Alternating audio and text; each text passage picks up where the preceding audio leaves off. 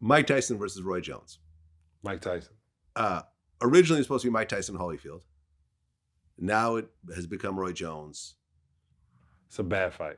Roy Jones is considering backing out, from what I understand. He should. Yeah. Did you see Mike Tyson training Yeah. at 55 years old? Yeah. Dog, he's fighting for a different reason. See, Yeah. that's another thing. He's not fighting. Now, he's not fighting because he has to. He finally got his life, finances, life where it is, and it's stable. So now he's fighting because he wants to. And he's training because it was something he was used to. And the fact that he's even closer. There's no way of fighting Mike Tyson. That'd be the dumbest fight any fighter would take, especially an older one. Right, because I just interviewed Buster Douglas. Oh, how's my boy? I like Buster. Doing well. I like Buster. He's doing well because we talked about the unbelievable depression he went through after losing to Holyfield. Mm-hmm. He went from 240 pounds to 400 pounds. He became diabetic and ended up in a diabetic coma. Wow.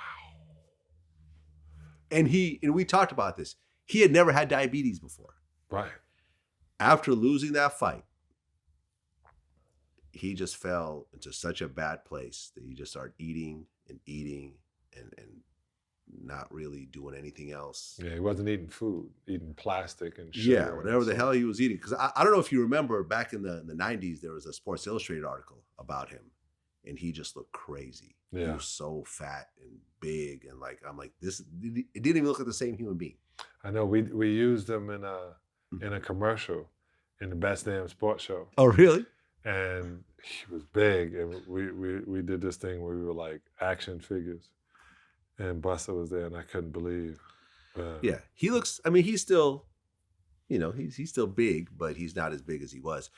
And we just talked about the whole thing because that fight right there is the biggest upset in sports history. Well, I mean, number one, I actually am old enough to watch this fight with all my friends on TV. This was not just the biggest upset in boxing, not just the biggest heavyweight upset, but the biggest upset in sports history. Like I said, you were 42-1 against you winning this fight. And you turn around and you beat the guy that nobody thought was beatable. So it is unbelievably my honor to sit down with you today.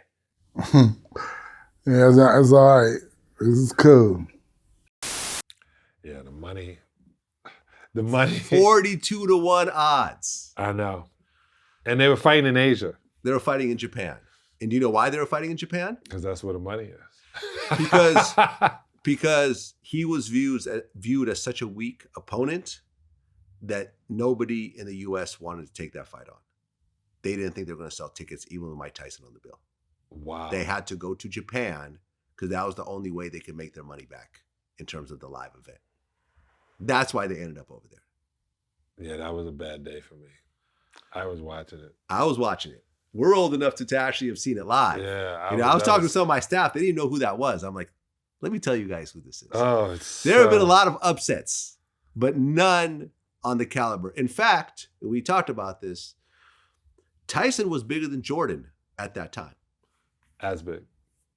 Well, yeah, he was more well-known in the world. He was 19-year-old champion. Yeah. 19-year-old boxing heavyweight champion. And he would not win like, Mayweather would win, where he would go all 12 rounds and strategically outdo the person. He would go in there in 30 seconds, knock him the fuck out. And we would say that too. Yeah. How long you think this fight's going to last? No, and I remember we were talking about this, how like the ESPN commentators were like, and this fight coming up will not last longer than this segment that we're doing right now.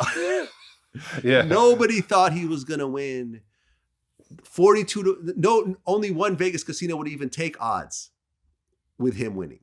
And they made it 42-1. That means if you put in $160,000 on Tyson and he won, you would have $4,000 as your winnings.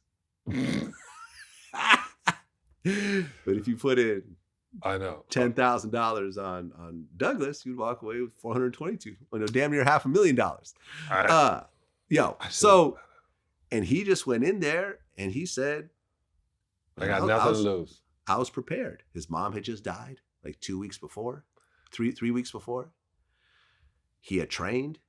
He had prepared. And Mike didn't train, right? He didn't train. Remember, they didn't have like that pack for his face. They had to put a balloon. They took a rubber glove, and filled it with water to put it on Mike's face. Yeah, it was a total fiasco. It was the worst day.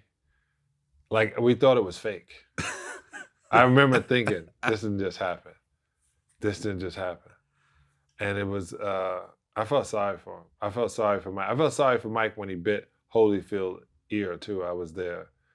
He just felt you were in the crowd? He can do. Yeah. There was nothing he can do.